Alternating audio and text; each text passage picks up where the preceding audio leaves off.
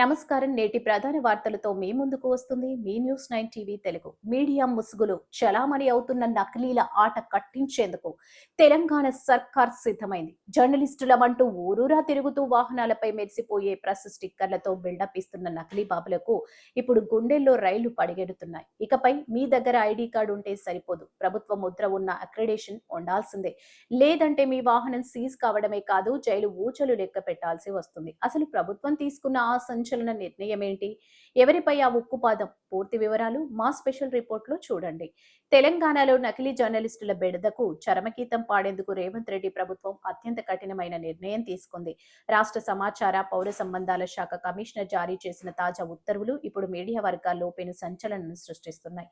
కేవలం పేరుకే జర్నలిజం చేస్తూ అనధికారికంగా ప్రెస్ స్టిక్కర్లను వాడుతున్న వారిపై సెంట్రల్ మోటార్ వెహికల్ చట్టం 1989 ప్రకారం ఉక్కు పాదం మోపాలని ప్రభుత్వం నిశ్చయించుకుంది. ఇప్పటి వరకు క్షేత్రస్థాయిలో ఏదో ఒక యూట్యూబ్ ఛానల్ పేరుతోనే లేక ప్రైవేట్ సంస్థలు ఇచ్చిన డమ్మీ ఐడి కార్డులతోనే వాహనాలపై పెద్ద అక్షరాలతో ప్రెస్ అని రాసుకొని తిరుగుతున్నారు. మీరు టోల్ ప్లాజాల వద్ద, పార్కింగ్ స్థలాల్లో, ప్రభుత్వ కార్యాలయాల్లో జర్నలిస్టులమని చెప్పుకుంటూ అనవసర గందరగోళం సృష్టిస్తున్నారు. దీనివల్ల నిబద్ధతతో పనిచేసే నిజమైన జర్నలిస్టుల ప్రతిష్టకు తీవ్ర భంగం కలుగుతుంది. అందుకే ఇకపై ప్రభుత్వ అధికారిక అక్రిడేషన్ కార్డు ఉన్నవారు మాత్రమే తమ వాహనాలపై ప్రెస్ స్టిక్కర్ వేసుకోవాలని ప్రభుత్వం స్పష్టం చేసింది. నిబంధనలు ఉల్లంఘించే వారిపై కనికరం చూపేదే లేదని అధికారులు హెచ్చరిస్తున్నారు. అక్రిడేషన్ లేకుండా ప్రెస్ స్టిక్కర్ వాడితే ట్రాఫిక్ నిబంధనల ఉల్లంఘన కింద భారీ జరిమానా విధిస్తారు.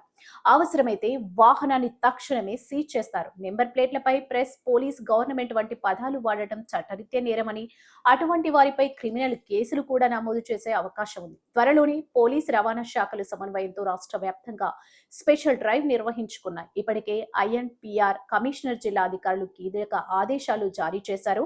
గుర్తింపు లేని వారు వెంటనే తమ వాహనాలపై ఉన్న స్టిక్కర్లను తొలగించాలని సూచించారు. లేని పక్షంలో డ్రైవింగ్ సమయంలో దొరికితే కఠిన చర్యలు తప్పవని హెచ్చరించారు.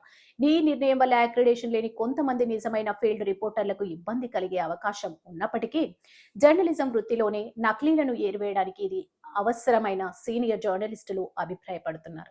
మీడియా పేరుతో అక్రమాలకు పాల్పడే వారిని అడ్డుకుంటేనే సమాజంలో జర్నలిస్టులకు గౌరవం పెరుగుతుందని ప్రభుత్వం భావిస్తుంది.